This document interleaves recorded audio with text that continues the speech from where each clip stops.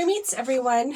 Today I thought that I would go over charms, talismans, and amulets. I am going to be having a video coming up that covers how to make an amulet because I want to do some workings for my doorways, and I thought, why not film it while I'm doing it? So that's kind of how I do things, is I film things as I am doing spell work for my personal use, and I just share it as I'm doing it. So today I thought that it would be a good idea to cover this because there's not a whole lot of videos out that kind of distinguish what these are. And it is kind of a old-timey thing, so I'm not sure it's as popular as it used to be, but it is these are very useful tools. So I thought I would go ahead and, cover them today. So the first one I'm going to cover is charms. So charms are basically what you think they would be. Like, I'm sure you've heard lucky charms, and that's what charms are. They are an object that is historically used for luck. So that would be like a lucky penny, four-leaf clovers, horseshoes, a lucky rabbit's foot. My research said ladybugs. I've never heard ladybugs being used for, as a lucky charm, but maybe that is just something I've not heard. So, like I said, these are things that have been historically used over, probably thousands of years.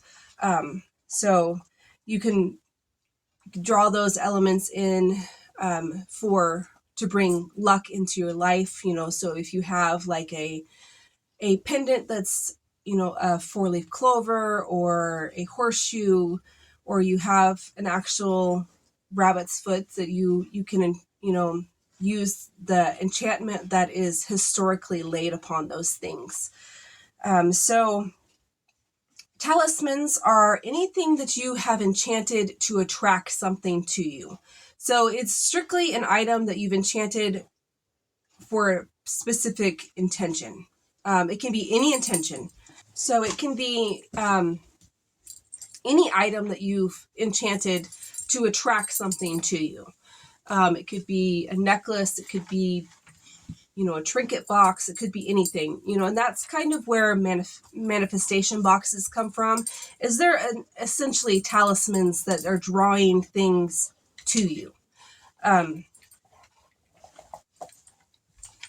So the next is amulets. So amulets are strictly used for protection. They are enchanted for protection and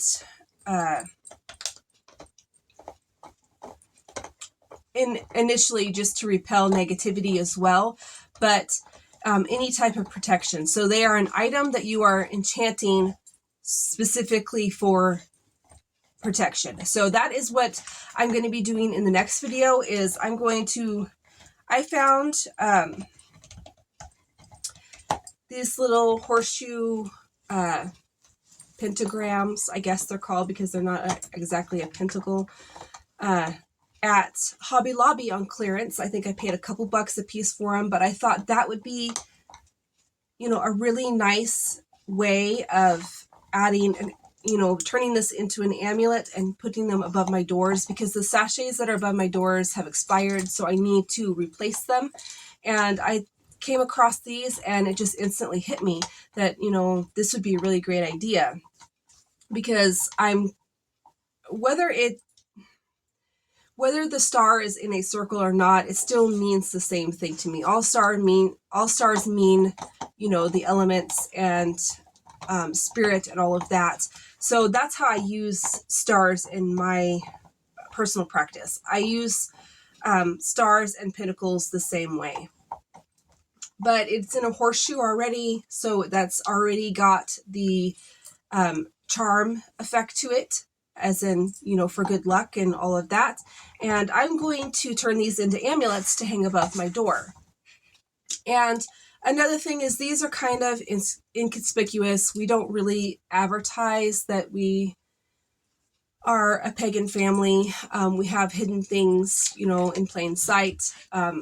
But, you know, anytime you're going to Hobby Lobby or any of the other places, anything that is like Texas themed, you know, the Texas Star, anything like that, because they kind of have that whole Western section in Hobby Lobby, and they have a lot of Texas Stars, which is nothing but a pinnacle.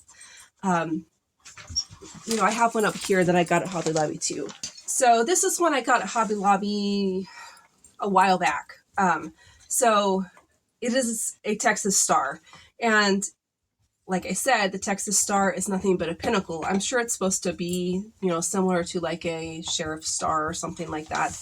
I don't know the historical meaning behind the Texas Star, but to me, it is an easy way to have